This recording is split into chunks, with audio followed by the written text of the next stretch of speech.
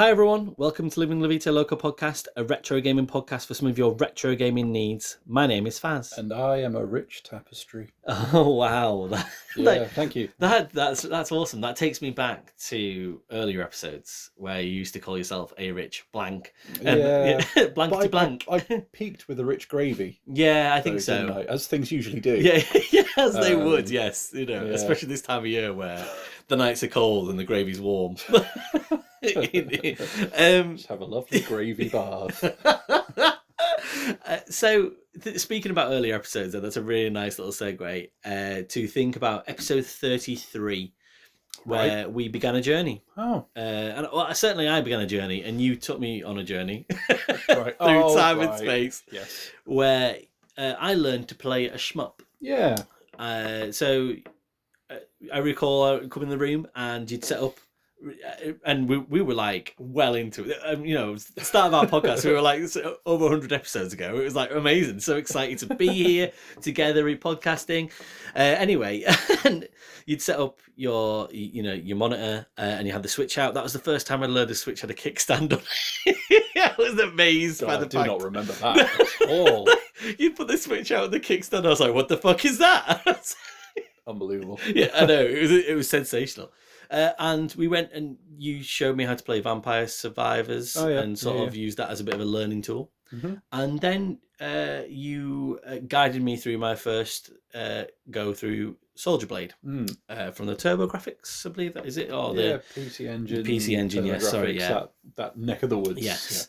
Yeah. And ever since then, I've been not necessarily addicted to shmups, but certainly Raiden. certainly learning way more about them. I wanted to understand them, and I said at the end of the podcast that it opened a whole new genre of gaming to me, where I actually understood and learned what a shoot 'em up is. And I also said that using the word shmup was quite pretentious as well. Well, it is a little bit. But so it was nice to learn the mechanics of them, rather than just going down to Arcade Club and hammering the shit out of Katsui, not really know what was going on. Just knowing I was enjoying it. It was nice for me, but I didn't really know what the hell was happening. And from that point, then over the last couple of years, we've touched on quite a few. I mean, I did the Gradius collection on the PSP, and just 2-3 weeks ago, Batsugo and you did yourself and special version, and we've done quite a few now. And it just felt like a good time to do some more, but under a ridiculous guise and an outdated, ridiculous guise of a television show that was popular for 42 years, but hasn't been on television for now 20 years. Does it not pop up at Christmas? Yeah, but top of the pop-ups. Yeah, I guess. Well, it's usually. I mean, there is a Friday night slot where BBC Two have Top of the Pops 2 on, which I don't know what the difference between Top of the Pops and Top of the Pops 2 is, but I mean, wasn't it always the throwback one? Yeah, so you get like the now from like the 70s and stuff when I was watching it. Yeah, I guess nowadays it would be like, oh, great, my childhood. Yeah, lovely. That's the thing. Yeah. Now 2003 is now the Top of the Pops 2 scenario. So lovely. I've just been a bit sick in my mouth. So should we explain to people that have never seen Top of the Pops? Because I guess it's quite a UK-based thing. And therefore, I guess was it just the UK music chart show for that week? What was it even the charts? Or was it just stuff that was popular? It wasn't like they went through everything sequentially, was it? No, yeah, they kind of just said where they were in the charts, didn't they? Yeah, I think it was just who they could book. Yeah. But yeah, mime. It was basically like a show where singers, bands, etc. could go on and do their song, and sometimes they would try and actually do it. Usually not. More often than not, they would mime. Often they would not mime well. And that was basically it. Yeah. And it kind of got swallowed by just satellite TV channels showing videos all the time anyway. Yes. For genres that you actually cared about. And then fast forward a little bit further and the internet takes off and it dies a even more of a death. Yeah. Speaking of, that isn't, I guess, which then. So this being a retro gaming podcast, you're doing a retro thing, going back to the top of the pops, and just thinking about it. Trust us to go back to something that hasn't been on television for 20 years, is UK based only, and basically had Jimmy Savile on there as well, like for quite a significant amount of time. So it's probably not the best. Should we just start this episode again?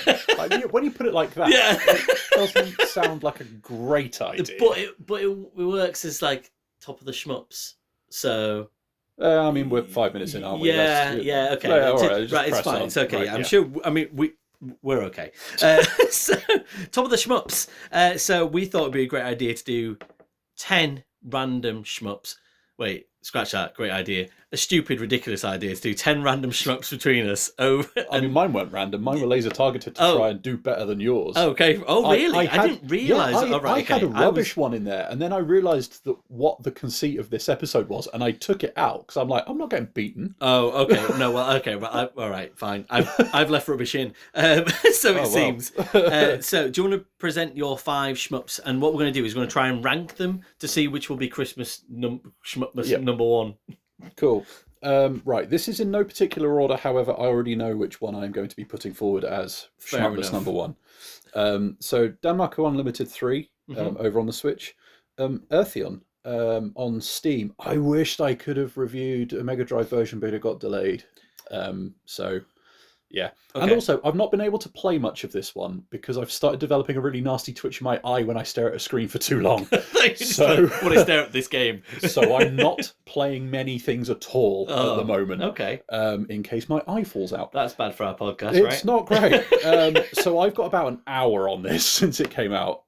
So that's very much going to be like a first impressions / hopes for the future. Darius Gaiden. Yeah. Over on the Saturn. DoDonPachi DaiOuJou. This is the PS4 and Switch version. I think it was like Reincarnation or something like that. Yeah. And Raging Blasters. So that's Switch and Steam I've played it on. Which, funnily enough, you mentioned all the way back in episode 33 as something that would be handy to learn a shmup on. So there we go. So it's nice to see that pop up. That is half of my review done. Oh, I'm so sorry. No. Saves me a job. Yeah, no. So I have in my batting order, but then not in any particular order. So Andro Dunos II on the Switch, which is kind of like I guess a remakey kind of sequel of an original that wasn't very well known back in the early 90s. Radiant Silvergun. Which I believe was it Dreamcast maybe? I think it was Dreamcast, and then I've played the 360 Xbox Live version that is kicking about from 2010. Raiden V, the director's cut, which is from 2019. I played that on the Switch. Thunder Force 4, which is, I played the Sega Ages version on the Switch, and Crimzon Clover World Explosion. Played got also on emphasis. Explosion. Right syllable. Yeah.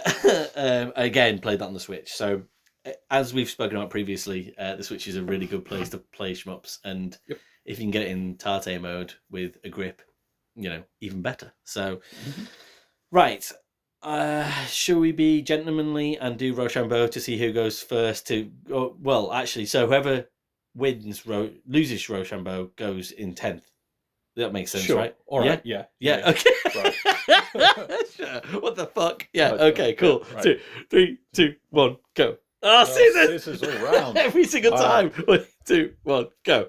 Oh, paper because rock. Okay. Cool. Right. So I lost. So I'm heading to 10th place then. So 10th in the countdown to Shmupness number 1 on top of the Shmups. I have selected for this Raiden V director's cut. So sorry, it was 2017. It was released on PS4. It was actually an Xbox in 2016, and then went to PS4 and PC, and then Switch in 2019. So that was the version I played. Raiden. If you've listened to the podcast previously, you'll know that we've got a little bit of history with Raiden, specifically Raiden 4 X Mikado, but we've spoke about them quite a few different times. What's the new one coming out? Well, the new one, the old one. The twin stick Yeah, shooter Raiden. I can't remember. Nova. That's been out, isn't it? That's like the most recent one, and then there's the remake of. Do you know what's really annoying? That is, we've said it thousands of times, but anyway, there's another Raiden coming out soon. But it's been an active series since 1990. So yeah, it was designed by a certain company. Is it Kaitatsu? I think they were called, maybe. But then Moss took over in 2005, and they've kind of just ran with it, like, for 20 years now. And there's been a few spin-offs as well. So yeah, we're experienced with Raiden, but I wasn't experienced with Raiden V. It was the first time I'd even sort of laid eyes on it, really, and it kind of came down to a good price in Switch shop, and I was like, yeah, okay, let's go for it. I've seen on Reddit groups and things sort of saying, you probably want to go for 3 or 4, maybe with Ex Mikado on there and stuff, if you're going to get into Raiden. Didn't see much mentioned about Raiden 5, and there's a fucking reason.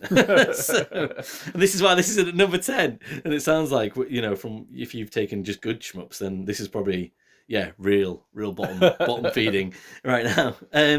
So I think probably every time if we just sort of say well, maybe we could discuss it if it's vertical or horizontal, really, because is there any other version of a shmup that you got twin stick ones? Yeah. Yes. But have you got any of those in here? No. Okay, cool. So yeah, Raiden tend to be the vertical style of shmups, and as far as I can tell, certainly from the ones that I've played, you usually get like sort of 3 different types of fighters you can pick between that all have different attributes. And in this version, you get 3 standard bombs that you start off with as well. This one was different from possibly any other shmup that I've played. I can remember of playing certainly over the last few years, where you have an energy shield rather than just lives. So rather than a 1-hit kill, you end up losing energy across a period of time. So I know that sometimes with shmups you'll get an energy shield where maybe it might be an option, and you get hit once and you lose that shield, and then you get hit again and you die. Yeah. Here you get, I think it's like 5 hits that you get before you lose your energy shield. So you can, you effectively get almost like 5 lives in a way, but it almost, I guess they're trying to make it kind of realistic. So rather than giving you lives, they just give you this energy shield, but it's the same concept completely. It throws you a little bit because you're a bit like, because I feel like you fall into a false sense of security because you're like, well, I've got my energy shield, so I've only been hit once, but actually that was really a life. And it's like, I didn't necessarily warm to that too much. It kind of just ended up being a continue at the end of it. So it kind of felt a bit pointless, superfluous. Saves on some animation though, doesn't it? Yeah, well, exactly. That is true. Yeah. Something. This is completely from my fucking notes. I don't know what this is, so sorry for all the shmupites out there. But flashpoint scoring. Shmupites. There you go. Yeah. Shmup. Sorry, I couldn't even speak now. Use your words. Flashpoint scoring from Raiden 3. Returns. I don't know what that is, but apparently that's a thing. So it just seemed to be like, you would get like a chain if you killed lots of enemies. Right. There was also now, I guess, because the game's been out for 6 years, nearly 7 years, there was, and I guess there kind of probably still is somewhere, a cheer system where you can interact with other players while you're still playing the game, but in your own games, and it's almost like you can. I think you get like boosts from people cheering you on, basically from other games. It sounded, just fucking mental, but like lovely. Do you know what I mean? Like, it did. From what I could read up about it, it sounded like it was quite a fun, different thing to do, but actually at very sort of paper thin, surface thin situation. So yeah, there was nobody, like when I played Journey and I ran into one person, that was quite nice. That is in here, there was not one person doing the cheer up the Journey mountain for me. So it is still Raiden though, really kind of fast paced shooter, but probably not bullet hell. I guess I wouldn't describe Raiden, and it very much feels like the same sort of the same feel as Raiden 4. Like, is in not much feels like it's changed necessarily. Only probably for the worse. You can't do Tate mode. So for a vertical shmup, no, not that I could find on the Switch. I could not find a Tate mode, and I did try. Yeah, and it's not one of those things where you can just kind of think, oh, maybe I missed it. I'm 95 to 100% certain there is not a Tate mode for this. That is a real surprise. Yeah, I know. So that in the year of our Lord 2025. So, and I think the reason for that is because the campaign is kind of going on in the sidebars of the UI almost. So right, okay. Yeah. This is the most campaign story heavy shmup I've ever come across. Right. There is like almost like Metal Gear Solid codec conversations going on between like a colonel and Mei Ling, effectively, like almost going on around you while this is happening, which in theory sounds cool, but it's just really distracting, and there's just so many different pieces of stats down the edge of the screen that it's just a bit wild, really. Like I can't. It just feels like such a creative misstep from anything that I've experienced in the Raiden series prior to this, or in any other shmup that I've experienced in the last few years. I've seen it done a few times like that, and to varying degrees of success. Yeah. Like M2's work in particular, like they're really, really good at putting all sorts of information inside. But they will always give you a Tate mode, and it'll always rejig, and you can add stuff, remove stuff, tailor it. Yeah. They won't put like vital details in there. Yeah. I have seen, like, in fact, one of the DoDonPachi games, one of the later ones, did story stuff like that, and it was kind of nice that it was in Japanese with no English subtitles, because I wasn't paying attention to it anyway. Yeah. So you could just ignore it. It was just background noise. And it's not that like I'm not into having a story behind a shmup, but it was just like full campy bullshit. It was like Ace Combat not style. a good story. Yeah, it was awful. I was like really distracted by it. I was like, just really wanted to be able to just kind of sidle off the screen and shoot the shit out of them, just like fuck off. Like, as in, could you turn it off? Like, was there like an arcade mode or something? I couldn't. I think there is an arcade mode, but I was really trying hard to kind of play the campaign mode to see what that was all about, and it was like, yeah. So, and the stories, there's some weird shit, like, and this is, I guess, from what I read up as well, like Raiden kind of has this weird story going for it anyway, where these dodgy crystals come to Earth and try and take over, like, I don't know, like a vaping company, might, I don't know, like, that's all like crystal shit. I don't know. So yeah, it too complex and too campy for when you're just trying to shoot shit, like, really, and have a good time. One of the biggest cardinal sin this game committed for me was that Raiden 4 had this really, and I think 3-2, and it's always kind of had this system where you pick up weapons, and this is a traditional thing in shmups anyway, where you pick up weapons in some games, and you can rotate around your weapons. Whereas for Raiden, you pick up one weapon at a time, and the weapon that you pick up becomes the weapon that you are using. Right. And in Raiden 4, if you had been leveling up your weapon, so basically you had effectively almost like getting experience on that weapon, then when you change to the next weapon by running into an orb, sometimes accidentally or sometimes on purpose, and a lot of the time once you kind of get used to the system of it, when you ran into it on purpose and you're like, I know I need this type of weapon for this part of the stage next, or this is the one that feels most comfortable with me, whether that be the railgun or the laser that kind of targets and things, you could do that. Here, if you changed your weapon, it depowers the weapon back to the very first part of whatever the next weapon is, regardless of where you are within the progress of that level, that is in all that stage, which is so fucking annoying. So you effectively that's naughty. Yeah, so you effectively just get that you have to pick a lane. Which, I mean, it's old school, I guess. Yeah, but it's just but the lanes that I would say that I've experienced previously on shmups is that normally you'd have options within that lane. That is in you wouldn't.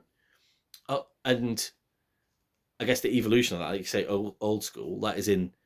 I would say that I want more out of a game now, that rather than just being have that one weapon and then you kind of that's it. Well, that's fair. Yeah, and so and also the fact that that's been there previous in the series, and now they've just completely come away from it, and that was a bit annoying.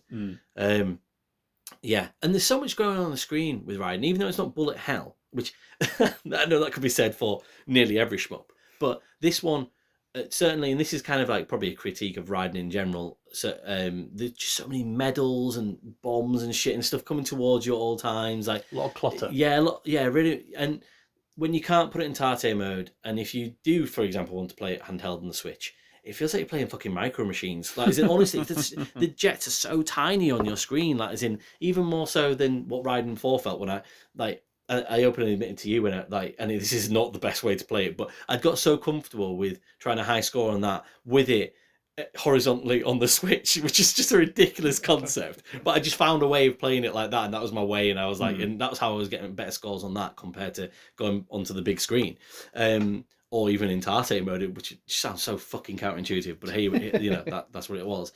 Whereas this just seems so much more zoomed out, and all of the stages are really realistic in the background, like as in like I don't mean that in a positive way, like, you know, like you're sort of seeing all this amazing graphics. It's just, you know, if it's meant to be feeling like you are flying over these actual places on Earth to protect Earth. It just feels like it's just a lot going on for your eyes, more so than you need it to be when you're trying to dodge that single bullet from, you know, the rogue bastard just come up the bottom of the screen to come at you. So yeah, it really kind of like, not fake necessarily, but just it didn't have any warm feeling about it for me at all. And then you've just got these fucking idiots gibbering on in the background to the side, not telling you what's going on in this shit story. Yeah, it's not horrendous. Don't get me wrong. It's not like the worst video game I've ever played, but it was just something that, compared to what I've played previously in the Raiden series, it just didn't feel like my Raiden. Like it just, which I know that might be from the amount of time and energy I put into trying to high score on Raiden 4, and that might happen to people as they play Shmups. Please let us know, you know, in comments and feedback if that is the case, and it might just be that. And I know fine well we're going to come on to stuff later that actually more high profile, what you like or don't like about Shmups. And this is, all these things are going to be subjective.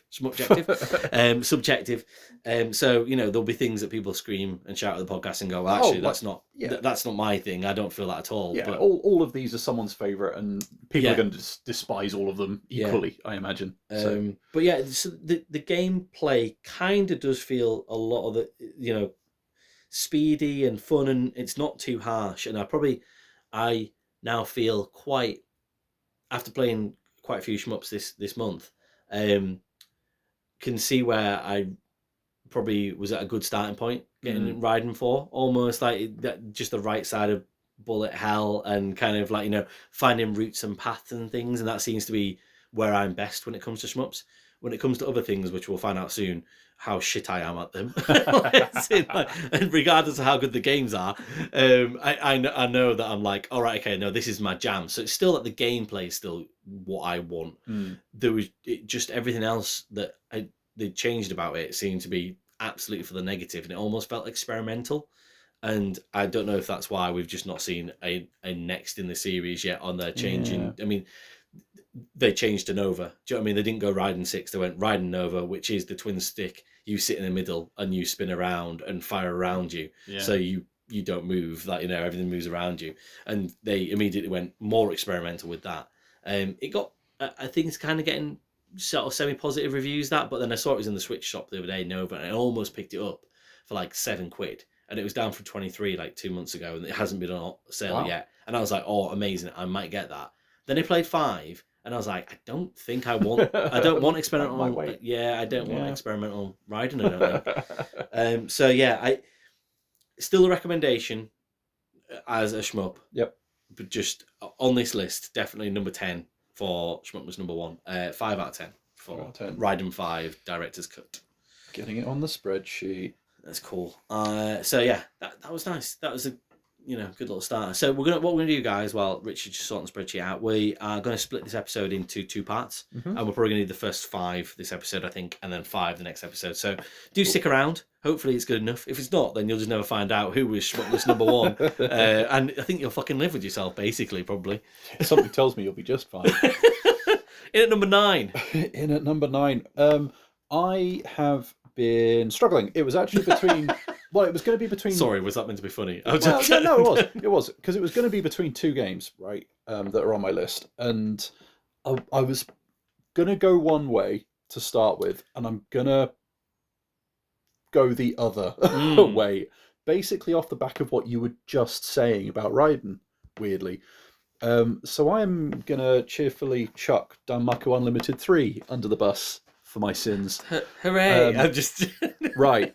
So this was probably my bullet hell gateway drug. So it is. And you're still put under the bus.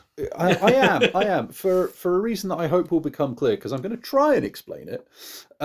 It's very, very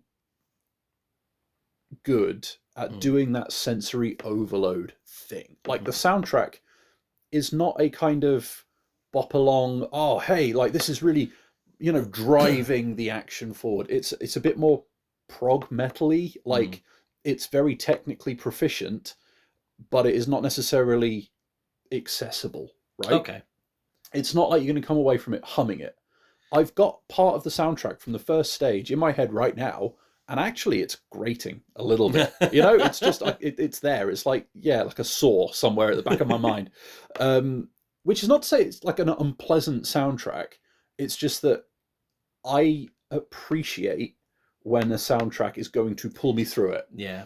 Could you ever imagine a world where you played a shmup and it was just sort of like, I don't know, really chill out, like, classic music or something? Like, I imagine that. Well, in fact, there's a few on this list that will have some big swings, soundtrack wise, and yeah, I think that there is great potential for ebbs and flows to the soundtrack and different textures and things like that.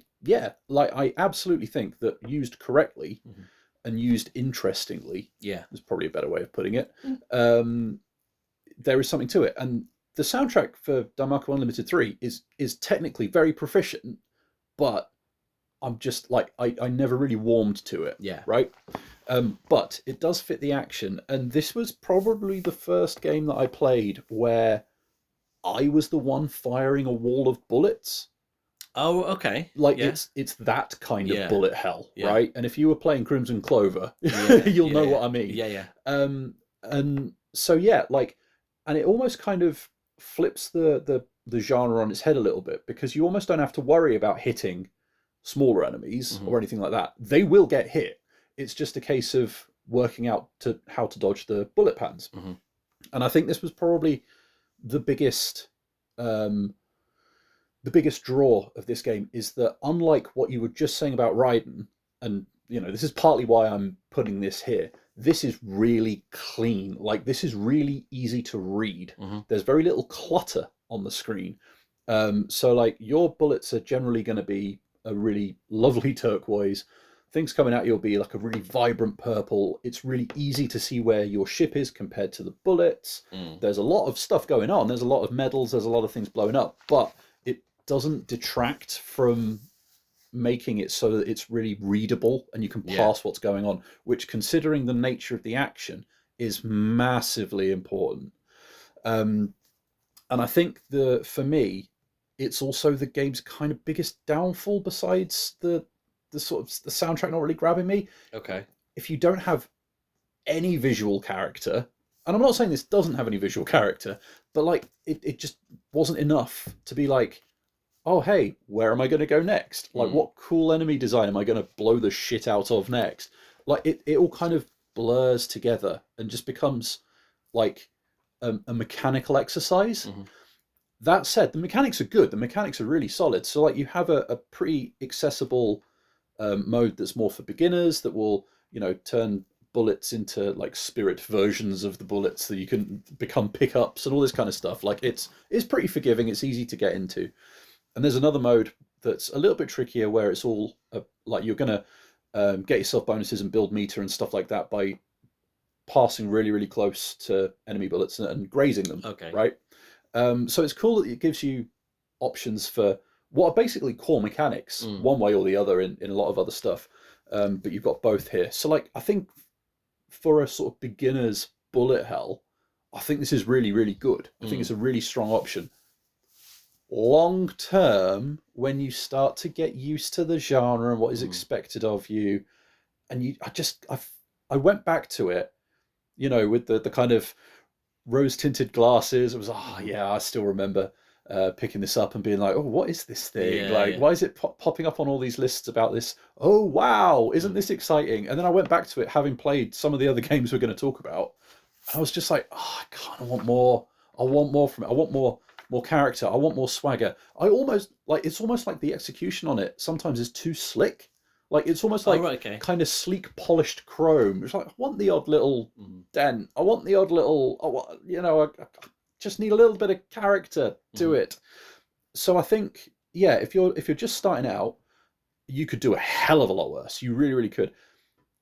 Once you've experimented a little bit and you're starting to kind of find your feet and you know what you like in a shmup and what kind of mechanics you're going to gravitate towards and appreciate, and you're also learning how to read the screen, and you find other games that do that in different ways. Some you'll like, some you won't like, but I do think that Danmaku Unlimited 3 is a really, really good starting off point, but it is not where you're going to stay forever. It's your starter home. It's not your forever home, right? And it is a strong start. It is highly recommended. I'm going to give it a 6 out of 10, which it always feels like it's damning it with faint praise, but that is definitely above average. It's definitely good. It's definitely a recommendation. And I would encourage more people to at least try it. If you are listening to all this thinking, I don't really know where to start with shmups, this is where I would suggest you start with Bullet Hell. Obviously, Raging Blasters, we've already kind of mentioned. If you're more into your old school, I'm not dodging sheets of bullets stuff. Dealing them out. Or dealing them out. I would probably start there. But if you're curious about Bullet Hell and the kind of what that sensory overload could potentially look like and how you can learn to dance your way through it, which for me is probably one of the most satisfying fucking gaming experiences I have at the moment. Yeah. I would start here, but yeah, 6 out of 10, I think, for the long run. Okay, fair enough. That probably works out quite well. I think, thinking about, with what we said about Raiden and stuff. So it sounds like a significant step up. And it's nice to know that your journey through shmups, where it started and how it's very much like a personal thing where, you're like, oh, I want to go back and experience what this is like. And you're like, actually, I've outgrown this now. Like, in a way. That was kind of what it felt like. And it sounds really wanky. But I think it's just, I've been lucky enough to try a bunch of different things, and that's how you cultivate taste, right? That's how you cultivate that notion of this is what I like. You absorb it all, you try a load of it, and then you go, well, actually, that I didn't like about that, but I really like that about that thing. How do I get more of that thing? Yeah. And that's the process I've gone on since originally playing this. I think I'm about to go through a couple of games where I go, this is really quite well made. It ain't for me. It's not for me. And it's almost like, and that probably feeds into the scoring and where it sits, really. So probably getting to the point now, and Raiden was the only one where I felt like, is this still a good game? I was like, yeah, it's good enough to still say I'd still go and try it out if you can get it for the right price. But there are things out there that are much better. Yeah. So I it was in the same situation as you here, really. I probably had a bit of a 50-50 going on. And I'm going to pick Andro Dunos II. So this, like I said at the start of the podcast, it's kind of like, even though it's billed as a sequel, it's made by different people, almost as an homage of the original. A game that came out in 1992 and not to massive fanfare. You can't find a lot of information out about it without going away and playing the game. So it wasn't really well reviewed, and it was out the same year as the next game that I will talk about, and to which came out to way more fanfare. So it's just interesting to see that somebody actually went, oh, this feels like the game that we can add something to and not jump on. So it was actually a really small startup, and I think they were brothers maybe, and they took this on as a project, and then they've moved on to work for Exit Arcadia, who are actually, they do a lot of porting of bigger hitter shmups to different places as well. So the people, I guess the business that made this, the company, don't even really exist anymore.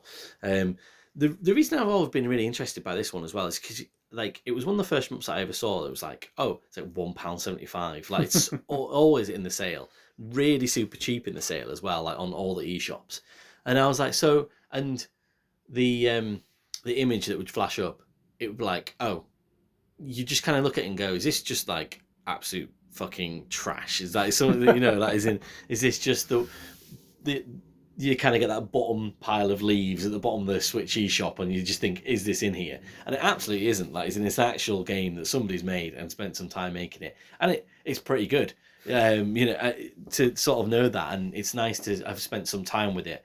Bought it for like, you know, £1.75 ages ago. Never thought about it. And I thought, I'm gonna go back and give it, you know, and give it a go. Yeah. Read a few reviews about it, and the reviews were pretty, you know, like, yeah, you know, pretty good. And that's exactly how I felt about it as well. So, just to describe its background then. So it is a horizontal shmup. I definitely have a preference for a vertical shmup. Don't know what that is. Maybe we'll come back to that towards the end of maybe the next episode. But yeah, so the 7 stages, and you pilot in a ship called the Yellow Cherry.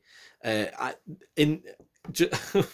different from Raiden V, where there was just too much complexity around the story. Here, you're just dealing with some bad space dudes, as far as I can work out. I don't really know, like, you know, classic. Yeah, exactly. You know, you just kind of like, you're in space, you're in cities, you go underwater for a bit. It's kind of like, you know, you just kind of hit all the environments, but you're just playing a shmup and you're just kind of going through it. Really, it definitely had a bit of feeling of R-Type and maybe Gradius, that is in how it looked and felt. Not necessarily the same game, but the game that I've played that I would compare it to the most. This might be absolute bullshit, but just in my head, it was Gradius, and it's almost like you get like different weapons that you cycle through. So and each of these weapons, like they level up really. And you also get a power up for those weapons as well. So you like the homing missiles, for example, you start up with 2 homing missiles, and then you power it up and it becomes 4 homing missiles. And you've got like a laser shot that's a powerful laser shot that only shoots forward in a straight line, so you can play that way. But then you can also get a spread shot as well. So the spread shot is weaker, but it obviously hit more enemies. And each of these weapons, like I say, you can power them up, and you can kind of manipulate and choose how you want to play by doing these different power-ups. And then when you hit the end of a level, as you work your way through the campaign, you can save that as an idea. So remember when I was talking about TXK, and that'd been a really important thing for me. Of you feel the progression being that you actually get to power up these weapons, and then they stick at that level. If you lose a life while you're using that weapon, then it powers back down again. But just that one weapon. So unlike Gradius, where you lose everything and then you're fucked, at least they've seen here that doesn't have to be the case. You can lose one weapon and then go, oh, okay, I'm not completely, you know, I've still got this other weapon here that's got, you know, I think it goes up to seven different levels. So you might have a weapon that you've got 5 levels powered up on, a weapon you've got 4 levels. You might lose your 4-level weapon whilst you die, and then you've still got the 5-level weapon. Right. So you don't lose depowered, was I was going to say. You know, you don't lose all your powers, which is brilliant. Yeah. And it just felt like you could see where they've taken a 1990s style shmup, but put unique gameplay into it, or maybe not unique, but certainly quality of life gameplay into it, and thought, yeah, somebody 20 years later like me is going to come along and won't stand for that shit where you just lose all your it's really, all your energy. Really interesting you hear you say this, because I bounced really hard off this game. Okay. Like I picked it up a while back, but I found the weapon system to be way too complicated. Oh, like, right. I really struggled to keep tabs on it. So just for that kind of running counter of what mechanics we like and don't like, I think this is one that I did not gel with particularly well. Fair enough. I thought that you probably, well, not probably, you have, like, you've got way more experience with shmups than me, so it might be that have seen different ways of doing it and things, but certainly for me, and that's probably why I use the word unique, and it maybe isn't unique, that I don't see this very often, where you get that you can choose lots of different weapons, and it's not all about having 1 or 2 weapons and then having a bomb.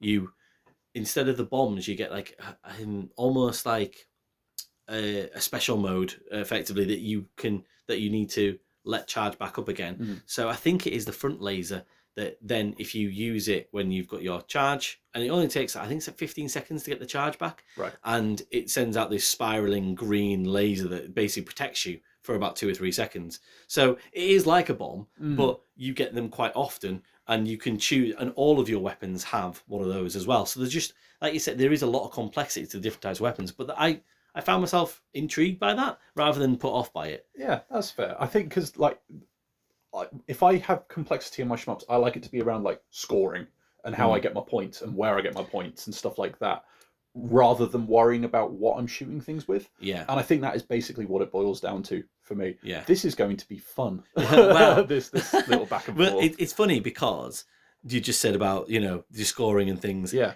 So for a game that came out in 2022, there's no online leaderboards and no co-op modes or anything, so you can't have two ships. So the scoring is just completely within your own game. You.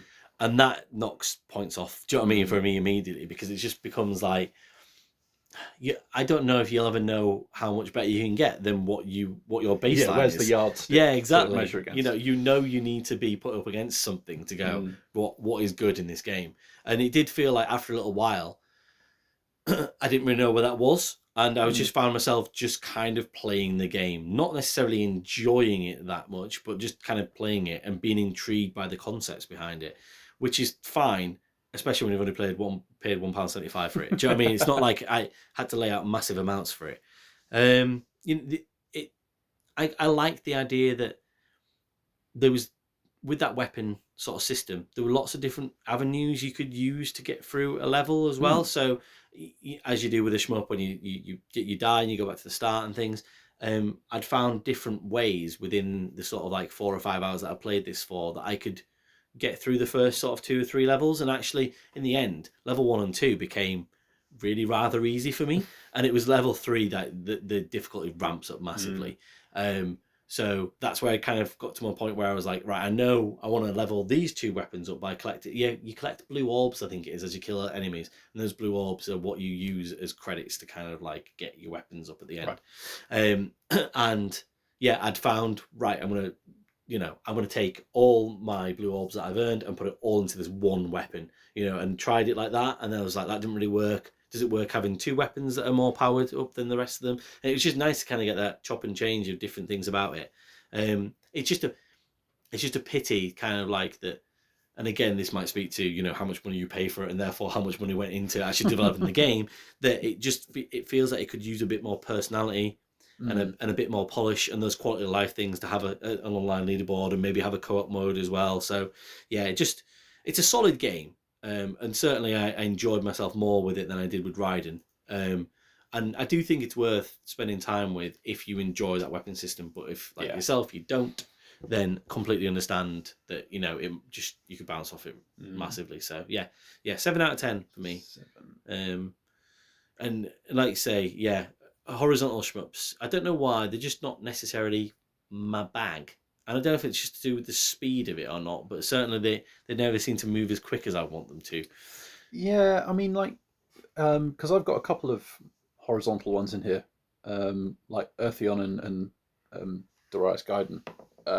And yeah, I think as I've, like, they were always the kind of ones that I associate with me being younger. Yeah, yeah. Like, because that's what you would get on the Mega Drive a lot of the time, at least in Europe. Yes. And all that kind of stuff. And yeah, I think I think pace is something to do with it. But they kind of have a Saturday morning TV feel to them almost. I don't know. I can't. That is the worst way to explain it. No, I get that, because like that to me, in my head, there's always that sort of like more of a narrative drive. Like I always kind of associate the horizontal ones more with being console rather than arcade games. Okay. I do not have any statistical evidence to back that up at all. But that does bring me nicely to Earthion. Cool. Let's go for it. So number, I forgot already. 8. Yeah. Fucking hell. 8. This is. So yeah, speaking of narrative drive, it's very, very early days for me with this game. I was hoping to spend more time with it. I was hoping to be able to pick up a Mega Drive version. That's been delayed. I plan to when that comes out. But yeah, this is a sort of Mega Drive throwback that's over on Steam. I want to say it's Yuzo Koshiro's lot, but I can't remember if that's right. I should have written it down, and I didn't. And nod. Smiles and nods. Yes. Okay. You maybe. would be familiar with his work. I guarantee you that. And assuming, I want to give this extra points for what it could do on a Mega Drive potentially. But until I've seen it, I kind of feel like I can't. Yeah. Right? So on Steam, it is impressive. Mm-hmm. You can absolutely see why it would be mind-blowing on a Mega Drive, assuming they can pull it off. And, I don't doubt that they can. But until I see it, it's nothing until it's something, right? And yeah, like the graphics for a Mega Drive would be mind-blowing. Some of the animations that they can do, like the ship spins. Oh, cool. On like as part of the intro, it sweeps in and out of the screen. Like the intro sequence is fucking full on anime style, and yeah, all this kind of stuff. Plays snappy, looks great. You can pass what's going on a lot of the time. There's a couple of backgrounds that start to blur the like bullet visibility a little bit. Okay. Too much, but that's not so bad. You got a fair bit of resource management with this one. So there is some weapon switching and powering up and all that kind of stuff, but it's not quite as it's not as much of a main course as like it was in Andro Dunos II. It's a little bit lighter touch, and I think it's better for it, personally.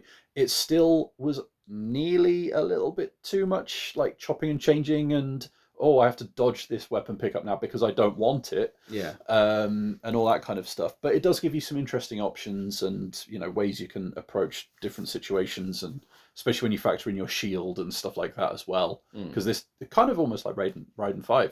By the sounds of it, like a kind of shield system rather than a life system necessarily. Yeah. So yeah, like from what I've played, it does some interesting stuff. So at one point there's a speed stage where, it does the classic. You get towards the boss and you get like a kind of warning siren and stuff like that. And there's one point reasonably early on where you start a level and you get that about 10 seconds in. Oh, really? You're like, oh shit. And this thing comes up, charging up from behind you. And you're like, oh, okay, right, cool.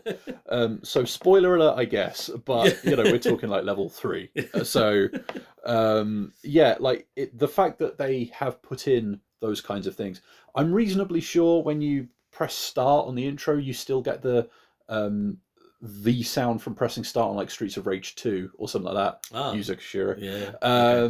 And all that kind of stuff. Obviously, the soundtrack is great, considering the pedigree of the developers. There's a little bit of sound balancing weirdness with like warning sirens when your shield's getting a bit low, and it can get a little bit grating and stuff like that. It's not awful, it's just not pleasant, really. But I think what's kind of cool about the Steam version is, like, at least on the Mega Drive, you're not going to be able to do this. You have like you might be able to still have a challenge mode. Yeah. So you get dropped in a situation and you kind of have to deal with it, and there's however many of them to work through. Life. But you also get like early prototypes in this, so you can go back to really early demos, and I say really early demos, they're only a couple of years old, but like what they were putting together in the first place to prove that they could even put this thing together. So it was a kind of self-contained little history piece. It's kind of interesting, yeah, which I think helps. Well, it's cool. It's like almost like a partner to Andro Dunos II. Like, it's almost like, we are designing a shoot 'em up, but we know where it's come from, and we know what we know the history of it, and we're including that, and we're working within that constraints. That it's that's part and parcel. Is very cool itself, really. Like, yeah, it is, and I like that they've taken the time to do that. How any of that stuff does or doesn't translate to the Mega Drive version when it finally comes out, could end up with this getting scored differently, you know. But certainly on Steam, like I would definitely recommend it.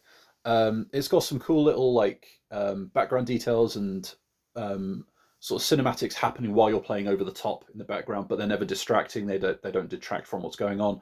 And at least in I think it is level 1. You know, the mid-level boss will attack a ship in the background, and then the debris will like come into the foreground and become nice. Something that you have to dodge. Yeah. Things like that. On a friggin' Mega Drive, man. Yeah. Like it's pretty cool. When it decides that it wants to do something cool, it's cool.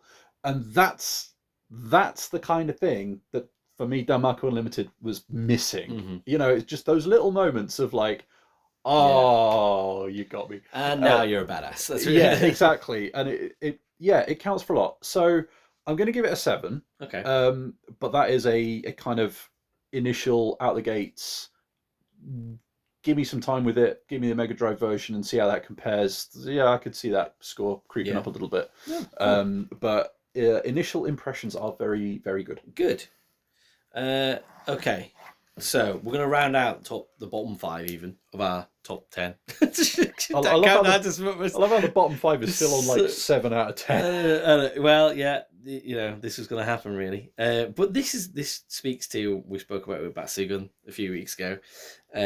You know, these games, and again, this is why I'm so thankful to you and sort of teaching me, you know, how to actually play them properly rather than me just smashing buttons and going, oh!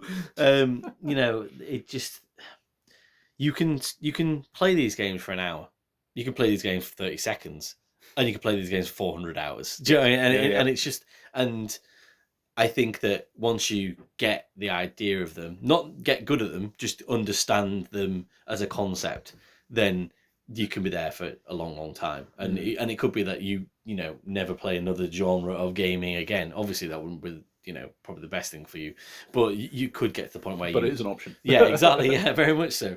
That I'm sure you've considered. So I'd miss my Street Fighter. Well, yeah, okay, I'll let you have fighting games and shmups, that's it. So, in at number 6 then, I've got Thunder Force 4. Oh, nice. Or in America, it was called Lightning Force. I did definitely, because I was one of those things, I was like, all right, okay, well, we've got a couple of American listeners and Canadian listeners. Hi, guys. And sorry about the Top of the Pops thing. Yeah. And I was like, maybe that is how we spell lightning in lightning. No, it's how heavy or light you make something, or how light or dark you make the colours of it. So, and the fact that just stuck is wonderful. Like, it's just like, you know, like, just keep it in there. Don't worry about it. Don't cancel that out. It's fucking whatever. 1992, you do what you want. Speaking of that then, so it was on the Mega Drive / Genesis / Lightning. And yeah, been around for a long old time, Thunder Force. Which is what I'm going to stick to.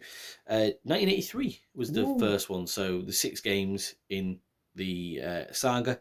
This is another horizontal one, and as I just alluded to before, with Andro Dunos, so same time that came out as the first one of that in 1992, but very much lauded and seen as one of the best shooters on the Mega Drive, along with, you tell me which game that you've reviewed on the podcast that you've given a 9 out of 10 to before in a 1 minute review that I demanded from you. That feels like it should narrow it down, but I'm just distracted by the fact that clearly when they were trying to make Earthion, they were like, let's just beat Thunder Force 4. Yeah. Like, I've just realised that was the bar that they were trying to beat. God, you know what? I can't remember. Musha. Oh, yeah, so you gave that a 9 out of 10. How could I forget Musha? But that they're kind of, I guess, seen as probably the best shooters on the Mega Drive. This and that. God, how did I forget Musha? That's bad. In 2014, this was given as one of the top 10 Mega Drive games in Retro Gamer. So it is lofty heights. It didn't stick to my ribs as much as I thought it would, considering what I've read about it. And the fact it was only £2 as a Sega Ages game as well. On the Switch. An intro theme though. Soundtrack's great. And it just, I know I played the M2 port, but it just looks incredible. That is, and I'm sure they've done a good job of just keeping it looking like the Mega Drive version and just put it on a Switch. Just sensational. And just to think that back in 1992, I mean, yeah, well, I was 4 years old, but I got a Mega Drive in 1994, and it wasn't even, shoot 'em up games were never even on my radar when I was a kid. Do you know what I mean? So to think that this was kicking about, and I've just only picked it up, 5 years ago on the Switch, and really only played it, for the first time in the last 2 months.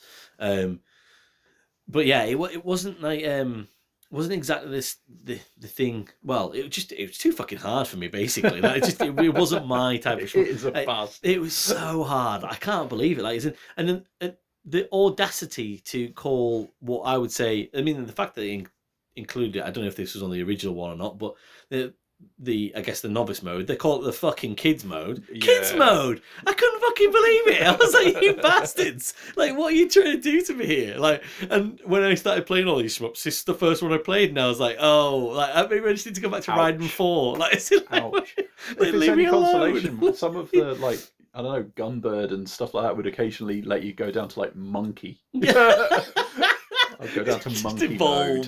Devolved. So. In theory, there are 10 stages to this game. We'll never know. No. And you kind of open it up as there's 4 you can pick from, and you make almost like a menu of the 4. What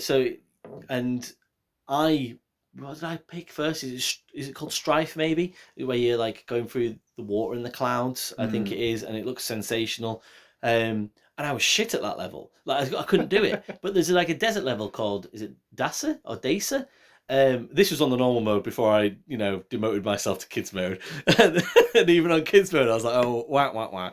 But yeah, I found myself picking a level that I found I could do more than the other ones, really, and almost like learning it that way. So it was quite nice that even though by the second level I find myself being fucked again, at least I found a level that I could do. So it was good that it wasn't just locked out for me immediately.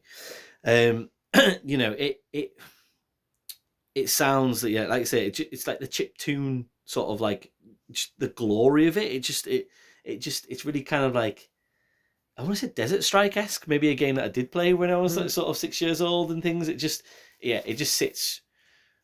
It reminds me of everything great about the Mega Drive, and that's what's good about this game for me. It's a proper showpiece. Yeah. And I'm not, and this is one of these things that we say about subjectivity. Like, I am not the right person to be giving this game its flowers. Like, as in, I'm sure there'll be people out there that will put it into the top 3, 2, or 1 of this conversation. Yeah. That's just not me. I found that,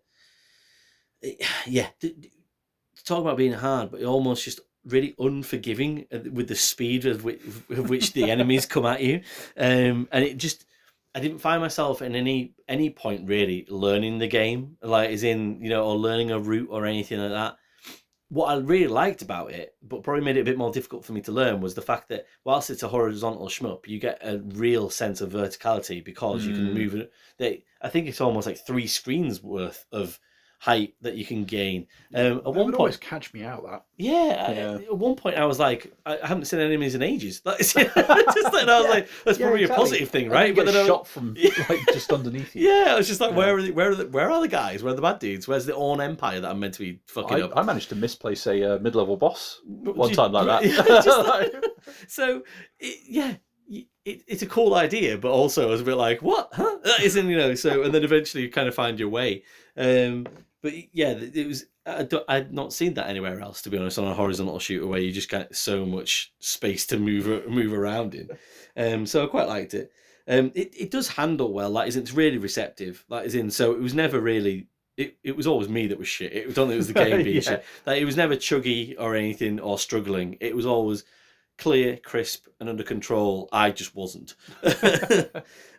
So yeah, I think that if it was less aggressive and that the bosses were a little bit less spongy as well, like as in it felt like I'd kind of got a little bit of a handle where I was kind of getting through the inverted commas normal enemies who were kicking my fucking ass, and I got to a boss, and then I just spend a long time just taking a boss down. And I guess it's probably one of those things where you get a bit more quality of life nowadays, where you seem to get more feedback from what damage you've done to a boss, whereas with this, you're just kind of shooting this same sort of eye on this boss for ages, and you're like, I think I'm doing the right thing, I've just died again, and it's just like, and this is probably, I think you'd probably like this more than, say, the Andro Dunos II, because of the fact that the weaponry is much more in line with Gradius, and almost you get like, the 5 thing, you get the missiles, the lasers, and you don't have to mess around with any leveling up or things of those. So yeah, you get like a thunder sword, is it? I think it is, or you can kind of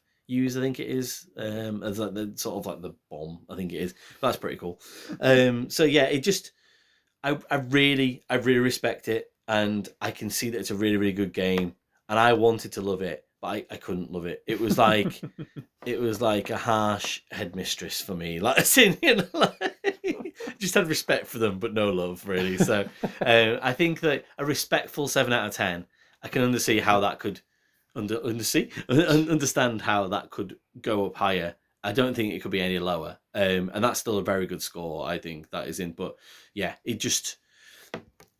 I'm glad as a child that I didn't play that, because I don't know if I would have been into gaming nowadays. Like, if I'd have played that when I was a kid. I can imagine it would kick the shit out of you. You would always remember it as that game that was really pretty, but I'm never going back to it again. Which would be a shame. Yeah, I think there are people out there, I mean, maybe even will end up listening to this podcast and laugh at me and think, that it's doable, you need to do this, this, and this.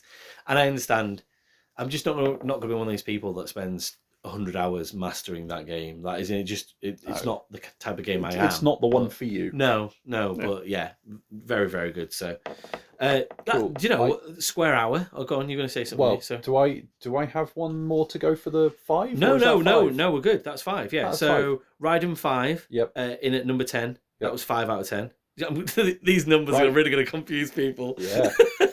Then in it, Shmup was number 9. Danmaku 3 Unlimited, and that got 6 out of 10. Andro Dunos II was at number 8, which got 7 out of 10. Earthion at number 7, which got 7 out of 10. And then in at number 6, Thunder Force 4, 7 out of 10. Right.